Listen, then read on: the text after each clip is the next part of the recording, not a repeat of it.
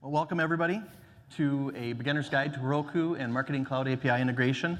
Just got a couple of questions for you guys before we get started.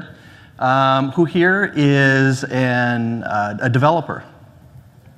All right, wow, awesome. I love developers. Who is an architect or plays an architect role on TV? I saw that, Klaus. But you don't love architects? Yeah, I do, especially Klaus. And then who is an admin? All right, fantastic. I hope you guys... What about marketing consultants? Oh, there you go. Good. Okay, got a couple. Well, welcome today. I'm excited to be here. I've got about 26 years in the industry providing consulting solutions. I go way back to a Commodore 64 is where I started writing some code. Any Commodore 64 people here? I had a couple in Chicago, so oh yeah, I got 3. Awesome. I always look forward to that too. So when Rafa first came to me, and Rafa comes to me with a lot of interesting ideas. When he first came to me and he said, hey, I want to connect Heroku to Marketing Cloud. I said, why would you want to do that? why would you want to do that? I mean, it's cool, it sounds interesting, but why would you want to do that? We've got several options. We've got the Salesforce connector, we've got flat files, we've got our good old ETL tools that we can use. Why would you want to use Heroku to do that? And Rafa turned to me and said, well, that's what I want you to figure out, Jeff. So I was like, okay, fine. Let's break this down a little bit. If I were to think about why I would want to hook up Heroku to Marketing Cloud, I want to think about what Heroku brings to the table. I also want to think about what are the business needs? What's the context of the business?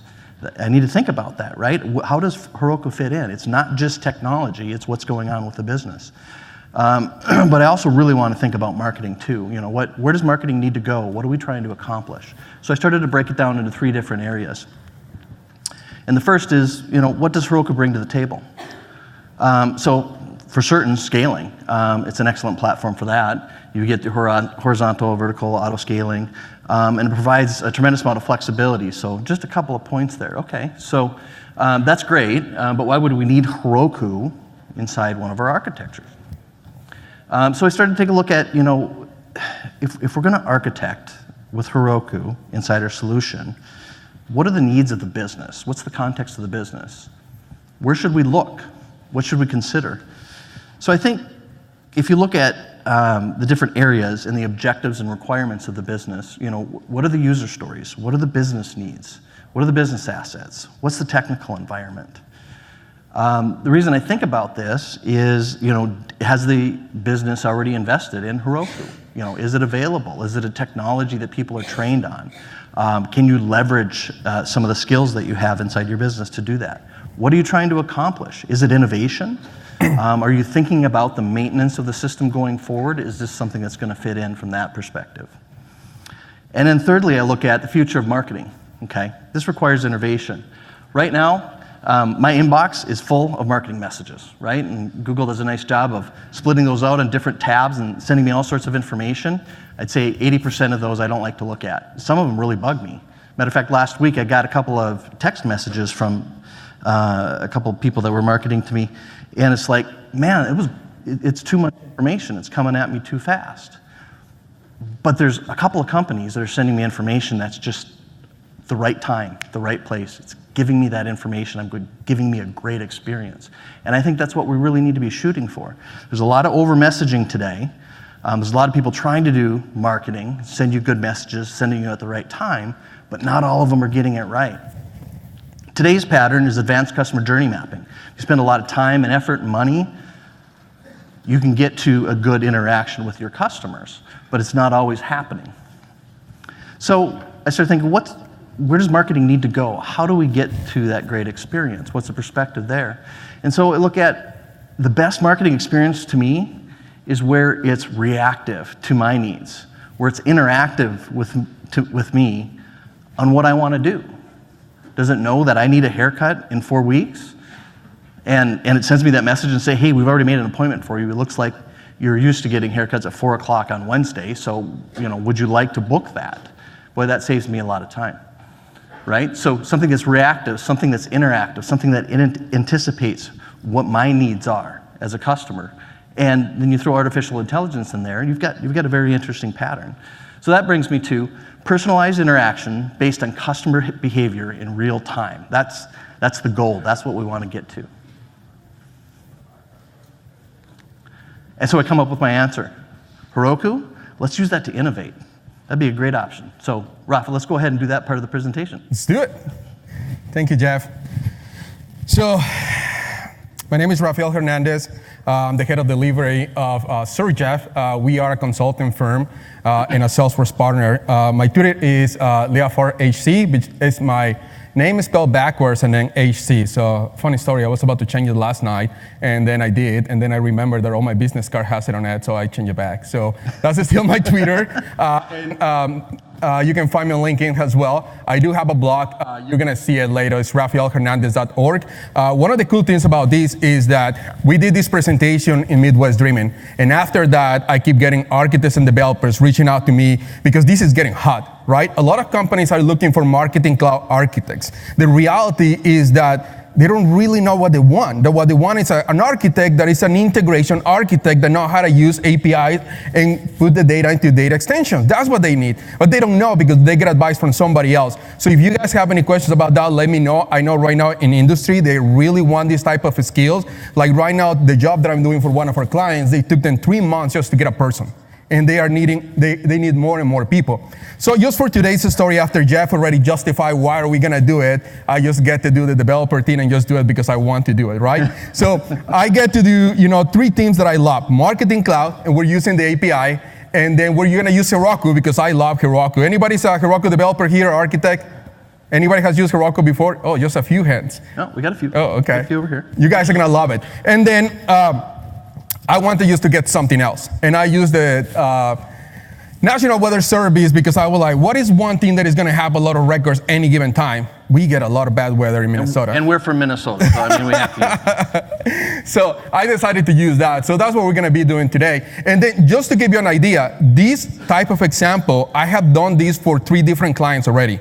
They are looking for this. This is thing that they want. They have data somewhere. They want to put it in Marketing Cloud. And this is one of the strategies. Jeff already said ETL tools, right? We can even do it directly in Salesforce. We can write code and Apex code and start doing this thing directly from Salesforce, or we can use Heroku. It depends. You as an architect, the value that you bring to the organization is say, these are your options, and these are the pros and cons and trade-off. Why are you doing it this way or the other? So it took me a while.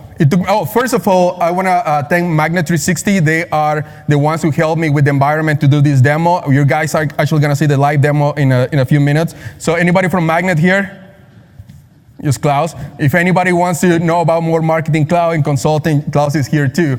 But this was tough. In the beginning, I asked, who is a Marketing Cloud consultant? Who is managing Marketing Cloud nowadays? Is it the Salesforce administrator?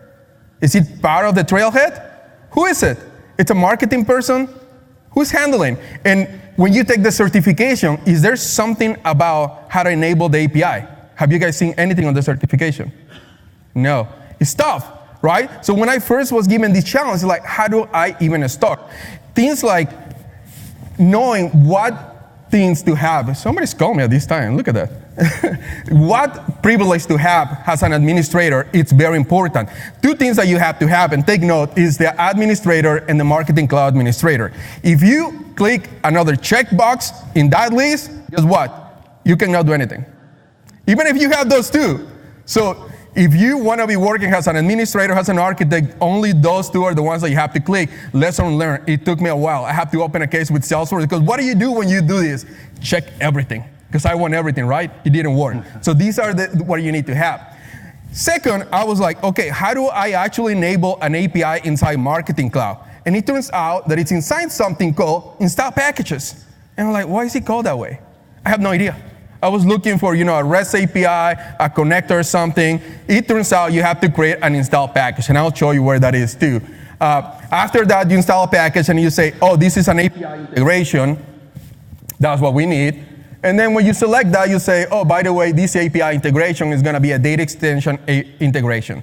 The cool thing about Marketing Cloud and Salesforce is that everything that they do, it's oriented to be accessible on an API. So you can actually do anything on Marketing Cloud through an API. In this case, I'm just importing data.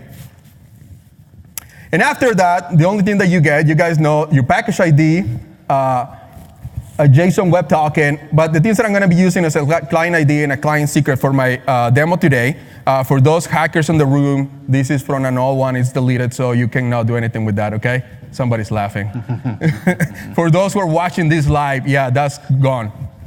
Anyways, so the next thing that we need, for those who are not familiar with Marketing Cloud, you can do a lot of things out of the box in Marketing Cloud. But once you start getting into the very cool stuff of integration and merging data, you have to use data extensions. Data extensions are just like custom objects that we map. We can synchronize them with Salesforce so we can have them standing alone. So in this case, the one important thing is this external key ID. That's where you're going to need for the integration. So you need the client ID, the client secret, and this little tiny thing. Sometimes it just has a random weird stuff. You can rename it, and then just pay attention to the fields. Lessons learned, guys. It took me a week and a lot of Salesforce cases to do this. Some errors, you have no idea what's the error.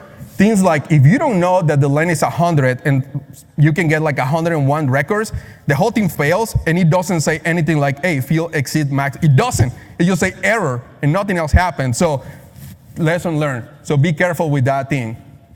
And then third-party web service, this can be anything, right? I have not done this with a client for obvious reasons, so I use something else. So you just need a JSON. That's what you get. And then that's the JSON that you need to parse to pass into Marketing Cloud. You can do that with an Apex class. You can do that with Heroku, with whatever you want. So this is just an example of what you guys are going to face in industry. I have people that went to the Midwest Dreaming who are already emailing me and say, Rafa, I have been selected to do this project. I have no idea where to start. So all this is in my blog, and you can see this presentation. I have a Git repository that you guys can download and use it as a boilerplate to start your integrations. And then basically what I'm doing is just, as I mentioned, I have the Git repository, and then we're going to get going, and let's pray to the gods of demos, because, you know, when things are going to fail, when do they fail? During demo time, don't they? Okay. Can you guys see my screen? Perfect. Oh, somebody close this. Probably me. All right. How much time do I have? 27 minutes. Perfect. So the first thing that I like to do is come and get my Marketing Cloud Git that I have out there. I'm not going to type everything that I need to do. I'm just going to do it. And since I'm old school, but not as old school as Jeff, what were you coding? Commodore 64. What was that? What's that? Anyways, so what I do, I'm just going to get my own files in here, and then I'm just going to start a new folder into my Git home. And I'm going to call this Dreamforce 2018, because I'm hopeful that I'm going to come back next year and have to do a Dreamforce 2019 folder, so I don't confuse them. Okay. So next thing that we're going to do is we're going to go to Visual Studio Code, which I have. Who's already using Visual Studio for developing? Awesome, awesome. I like it. So we're going to open our Dreamforce 2018. And one of the first things that we're going to do is, right now I'm coding with Node.js, okay? And what I like to use is put my variables into an envelope, environment variables, right? So things that you need to do first is get a git ignore out there, and then make sure that you don't send your variables. You don't want to see your variables on your repository, right? Or you do? It depends. You're trying to get into a hacker and to do something good. So anyways, the second one is get an envelope. And in here, we're going to define our variables, right? And then I'm going to cheat a little bit here since we don't have a lot of time. And these are the client ID that I have on Marketing Cloud that I'm going to show you in a minute. Let's get the exact target. And this is important, even with the test, right? Even with the test, it's important that we put these away, because otherwise we're opening up too much.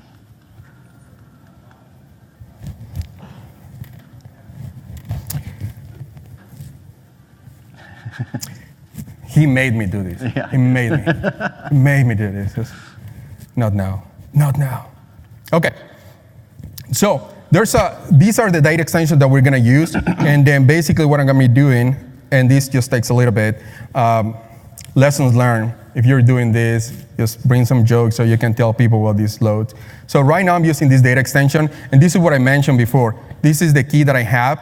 And then these are the records that I'm going to be inserting. I'm going to clear this data right now so you guys see that this is not magic.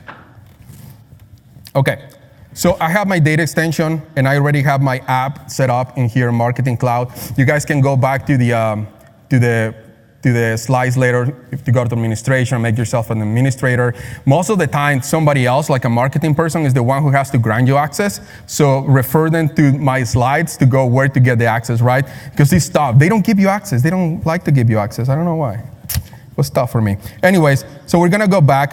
And then what I wanted to explain to you is, anybody familiar with Node.js? Developers? Okay, a few ones. So what we're doing here is we're using Express, and I'm using Axios. This is something else that took me a long time to figure out. So Marketing Cloud doesn't like it if you don't send JSON in a particular format, right? So to me, a JSON node it doesn't have to have quotes to me, right? It's still JSON, right? Your node is called driver or student or whatever. So Marketing Cloud, if it doesn't go with the quotes here on the keys, it gets rejected, right? And even if you do it this way and you use out-of-the-box Node.js, it still doesn't work. Because when it gets converted with the Node.js libraries, it loses the quotes, and the Marketing Cloud says, I don't like it. So it took me a long time to find a library that actually does it for me, and Axios is doing a very good job on that. Second thing that you need to know for whenever you guys are entitled with this or somebody asks you to do this is a synchronous data insert. Synchronous. As an architect, when you're going to move data, how do you want to move that data? Asynchronous most of the time, right? Because you don't want to load 1,000 records and have the system hanging there and wait for you to do something, right? Well, heads up. If you guys are going to do a development with asynchronous, you have to call your Marketing Cloud Salesforce representative and says, can I please have access to the synchronous URL endpoint? It is not out of the box, and it has to be granted for you, and you have to have a very good reason why you have to do it. Yeah. So this is synchronous. So this is the synchronous payload. Basically, it's a key that is the ID that you have on your data extension.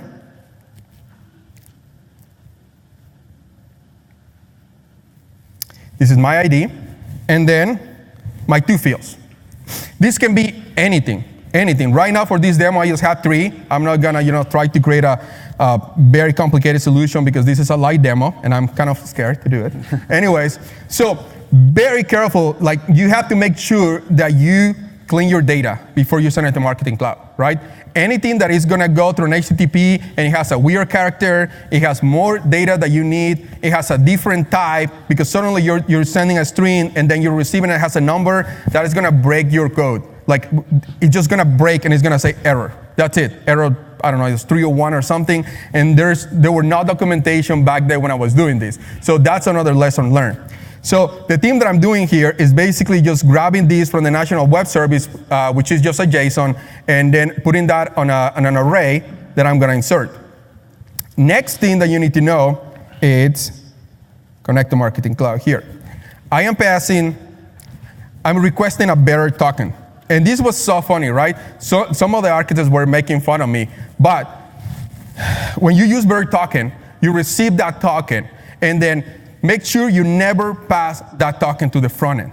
That token has to stay on the back end, right? A hacker can come and grab that token if you pass it to the front end, right? So you get your token, and then when you said what type of interaction you're doing, you have to say bearer plus token, right? If you don't do that, if you don't have the word bearer in there, where do I have it? Here. The authorization has to say explicitly bearer space plus token. If you send the token only, it's just not gonna work. So another lesson learned.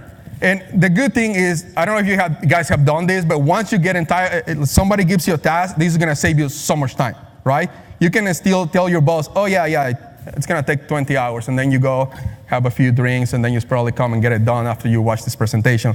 But the second thing is, I'm gonna connect when I request my token, and after that, I'm just gonna send the data. So what we're gonna do here, I'm gonna open a terminal, and then I already have my environments. I already have that. So I'm going to do npm save. All right.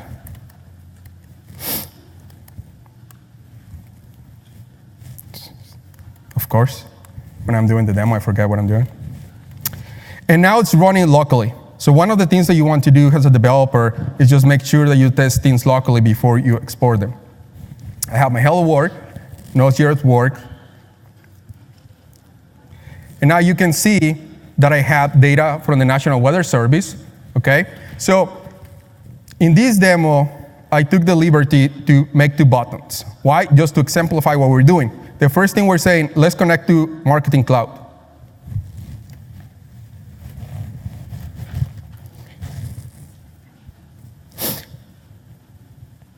Ha ha ha ha ha. Of course, today with the demo is not working. Okay, I know what's happening. We haven't saved, I think.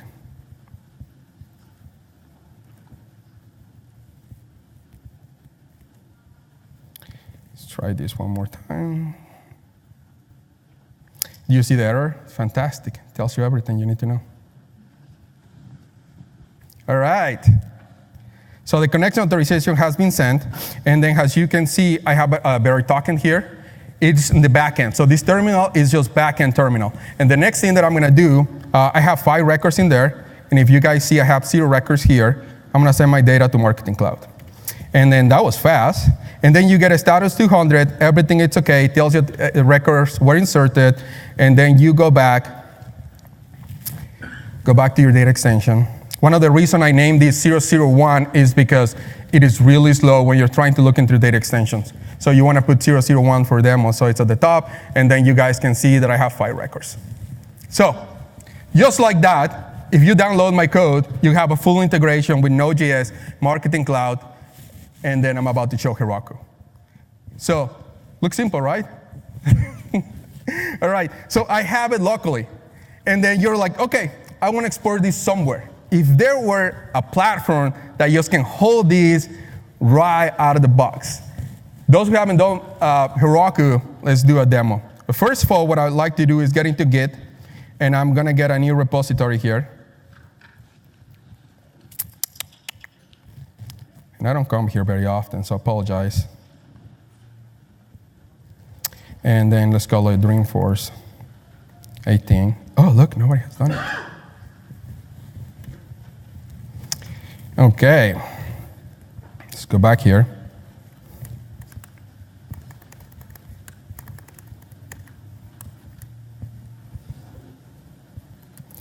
And I log copy and pasting. Sorry, guys.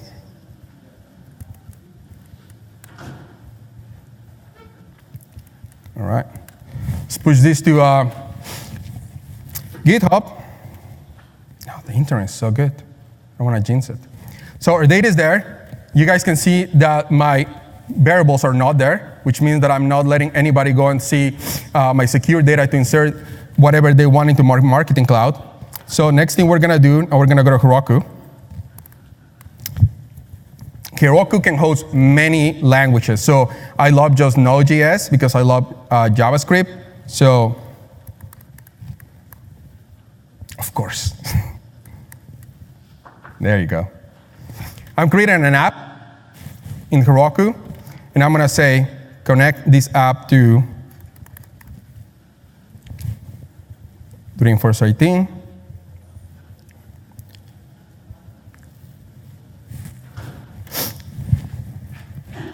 I'm going to enable automatic deployment, so every time I push something to master, it deploys that, and I'm going to deploy this. So one of the things that I'm going to be missing here is access. In settings. Do you see how in here I have to put my variables here? Okay? I have them locally, and then I'm using .env to help me with managing my variables, but I don't have those variables in Heroku, so I'm going to do that right now. They are called configuration variables.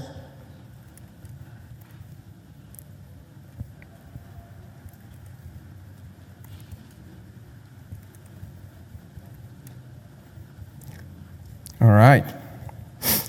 To open the app, let's go back here. Let's clear all the data. There's no records.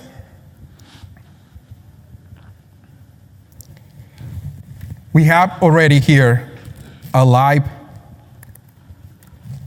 application. It has the same thing that we had locally. Now it's live. You guys can go to your phone and access it right now and start inserting data on my marketing account like crazy, but don't do it. So that's working right out of the bat, right? And then we already clean our records. So we're going to do the same thing, but this is, of course, on the cloud, authorization sent, and data sent. Same thing already on the cloud in Heroku. We already deploy an application that it's on the cloud that is doing what we want, right? With Node.js, you guys can schedule tasks, you can modify the application, do whatever you want. Like Jeff says, what it makes more sense for our clients, right? What else can I add? Once you're in Heroku, you can hit anything else. If you have, it's not called Heroku Connect anymore, Salesforce Connect, remote objects, can you connect that to Salesforce? What can you do with this data? You can do anything and basically code whatever you want in there. And then I was just talking so I can give it some time to see if this works.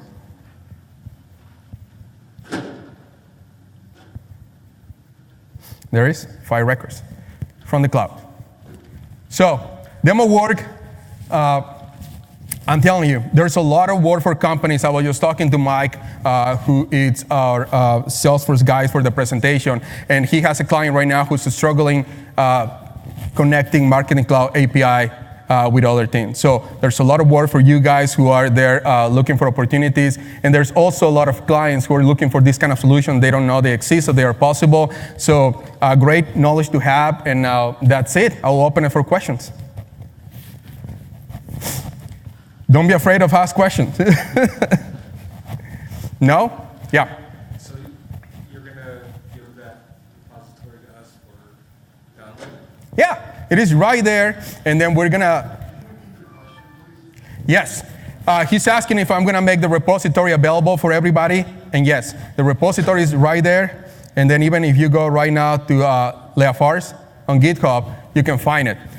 Heads up, I'm about to release also another repository. What I'm doing right now is connecting Marketing Cloud API with Adobe Analytics. So I'm about to release how to get that done, and I'm going to do that directly from Salesforce. So imagine now integrating all the interaction that you have with your clients on Adobe Analytics that you cannot get with Marketing Cloud back to Salesforce, put that and synchronize all that into Marketing Cloud to take decisions, do journeys based on if they click on something, if they watch a video, if they fill a survey. You can get that done using the Marketing Cloud API, which is the same things that we're using right now, but directly in Salesforce. So I'm going to be releasing that probably next week after everything finished with Reinforce. It's going to be very cool stuff, too.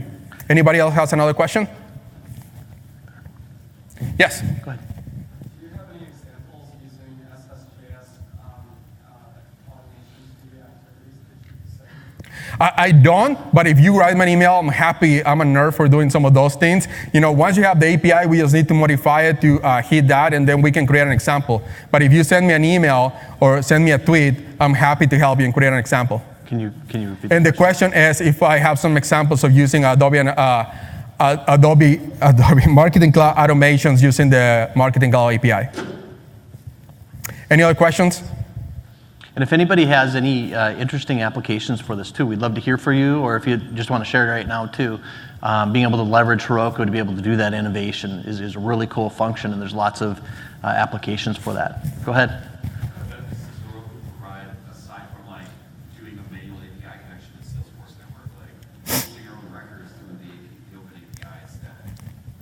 So the question is if Salesforce provide already something out of the box to connect directly to Heroku?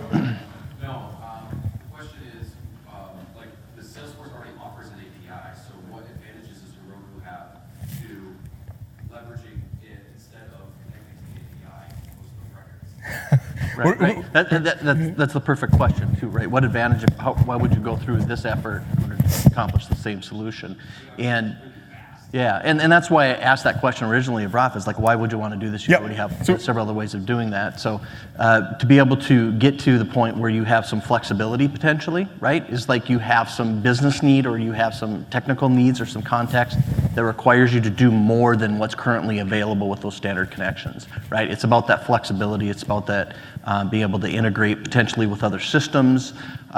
There's a lot of different options that you'd be able to flex into using the Heroku platform. So effectively just saying that flexibility. There is one more. You know which one? Money, right? Why? Because there's going to be clients who pay for Marketing Cloud. But then if you want to send your data from Salesforce to Marketing Cloud, you have to pay for the Marketing Cloud connector, right? Not all your clients, even though they should, have the budget to pay for Marketing Cloud connector, right? This is free, what I did. It's free. So if you have a client that it's a very small shop, they are starting and they say, hey, we have this API where we have our donations, for example, right, that we want to pass to Marketing Cloud, but we don't want to pay for we cannot afford the connector. What can we do? That's it. Great example. Any other question?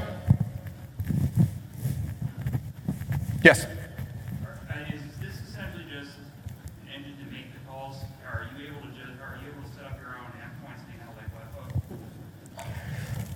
webhooks? You mean endpoints for Marketing Cloud?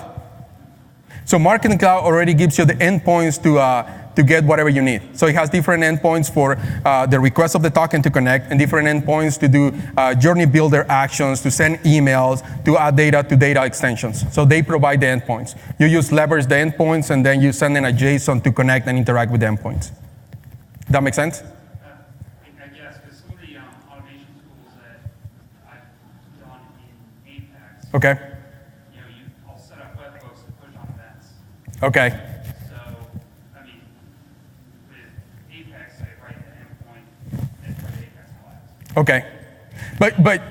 But your endpoint is for something else, right? So in that case, Salesforce is the endpoint and somebody else comes and triggers that and then makes the connection to Marketing Cloud. It's a similar scenario, but like kind of different purposes, right? But I guess I can have this as an endpoint as well and then trigger that, as you say, but I just completely bypass Salesforce.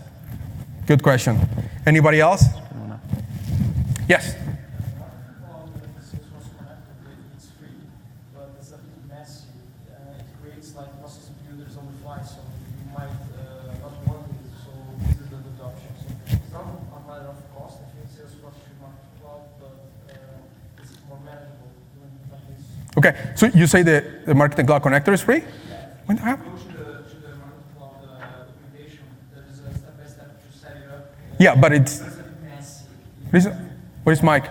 Can somebody from Salesforce just confirm? We need to confirm that. I didn't know that it was free. But I can get the data for you. Okay. It's a messy because it creates process builders on the fly. So if you manage your Salesforce environment, you might not want that. They are changing that. It's going to get better, but for now, this is free there. Okay, thank you. Yeah, Marketing Cloud Connect is free, but so I didn't know if you were talking about something different with Okay. Salesforce Connect. Okay, so Salesforce Connect is different, which is helps you to do external objects. Yeah, if you have an application like Heroku, let's say, like a website or something like that, you can use this to actually use straight to Marketing Cloud. You don't need to pass to Salesforce. Yep. Anybody else? Klaus. Yeah, so with the ability to use Heroku to hit the APIs and hit multiple APIs, have you looked into tying this into, for example, journey to custom activities in journey to trigger if at a certain stage of the journey to go out and get information from an API and pull it in? Because that's something that I don't think that the Marketing Cloud Connect, for example, is not going to help you with. Yeah, and that's a good thing. That's a part of what you were talking about, right? That once you get this idea, you can create endpoints that track to anything, right? We have a talk at 12:30 today that it's about IoT. Imagine connecting this to something on IoT that every time somebody walks into a room and then you can read a card or you can read something, you send a data to one of these Heroku data points, send it to a data extension, and then opens a journey that send an email to somebody like, welcome to Trailblazer. You know, this is just endless. What do you want to do and what do you want to connect, right? Salesforce gives you all the clouds. You just need to use your imagination, and then you can do endless stuff. So, good point. Yes? Would this be a solution if we have nested You cool? Yeah. potentially. Yep. Yeah, that's a good point. Should do any kind of take data from marketing cloud and really show another data level, like tracking data from natural analytics, for example? I haven't done it personally. The way that I have seen it done it, and I have been involved, is that we just put the data on an FTP and then send it to Adobe Analytics because it receives that on an FTP and load it on a data warehouse in Analytics, and then you can get the data from the Analytics API from there. Yeah, and in fact, you could use this one too to grab data from Adobe Analytics too, and then just do whatever you want. Yeah, so Heroku is just incredible doing all these connections. Any other questions?